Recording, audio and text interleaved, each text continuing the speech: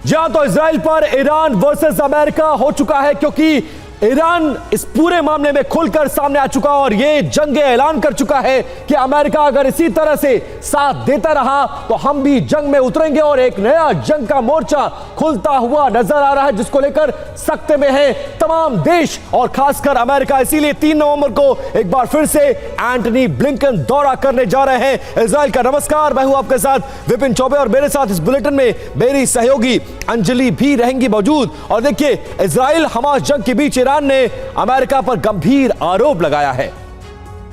और आरोप यह है जिसमें ईरान ने कहा है कि तेल अवीव के बेस पर अमेरिकी सेना के 2 कमांडर्स ने मोर्चा संभाल लिया है।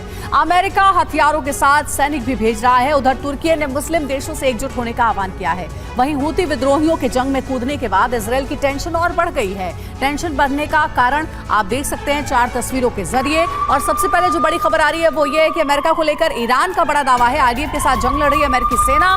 गाजा जंग में 2 अमेरिकी कमांडर भी शामिल हैं और इजराइल में अमेरिकी कमांडर ने मोर्चा संभाला। ईरानी सेना के कमांडर राशिद का बयान है। तो देखिए, बहुत बड़ी खबर मिल रही है जिसमें बड़ा दावा किया जा रहा है और कहा जा रहा है ईरान की ओर से कि आईडीएफ के साथ मिलकर के अमेरिकी सेना भी जंग लड़ रही है हमास के खिलाफ, फिलिस्तीन के खिलाफ। ये बड़ा दावा किया गया है।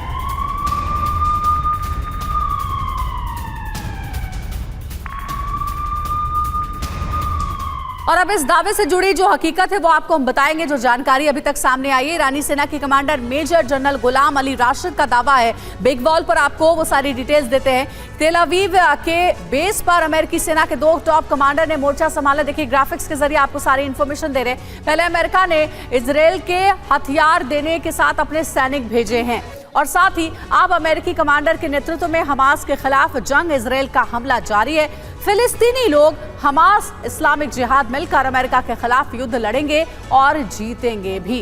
तो ये बड़ी जानकारियां मिल रही है इजराइल जंग में अमेरिका वर्सेस ईरान, क्योंकि ईरान ने अमेरिका को लेकर कई बड़े दावे किए हैं। और अब आगे चलते हैं विपिन के पास कुछ और अहम जानकारी के लिए। जी अंजलि, तो देखिए, इस जंग में अमेरिका की भी एंट्री युद्ध और विध्वंसक होने के बाद पूरे आसार नजर आ रहे हैं। मिडिल ईस्ट में देखिए, अमेरिकी मोर्चा पूरी तरह से तैयार है। और अब आपको आगे बताते हैं कि मिडिल ईस्ट में अमेरिका के बेस कहां पर मौजूद है। इस मैप के जरिए समझिए। सबसे पहले तुर्की, यहां पर अमेरिका ने 2 बेस बनाए हैं। इसके बाद बात इराक की, यहां भी अमेरिका के 2 बेस तैयार है।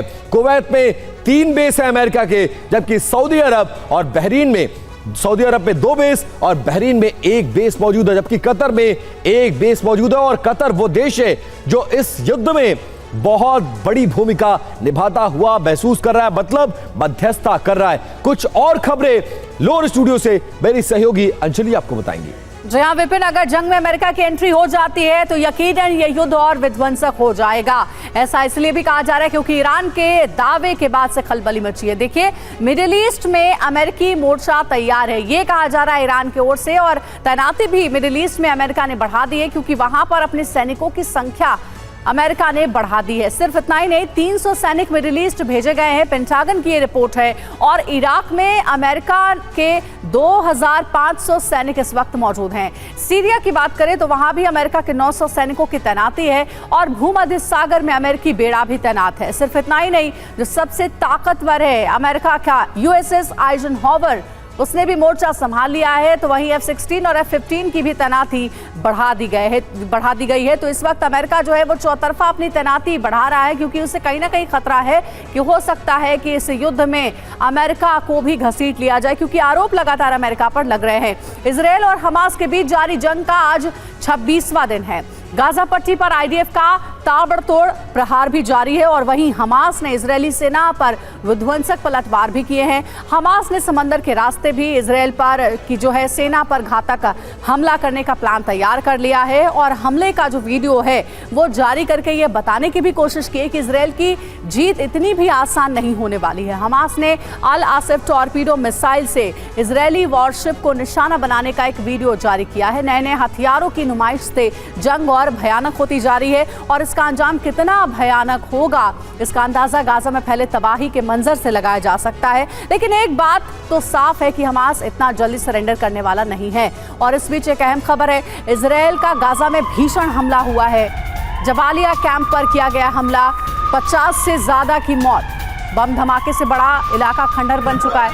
धमाके से बहुत बड़ा गड्ढा बन गया है।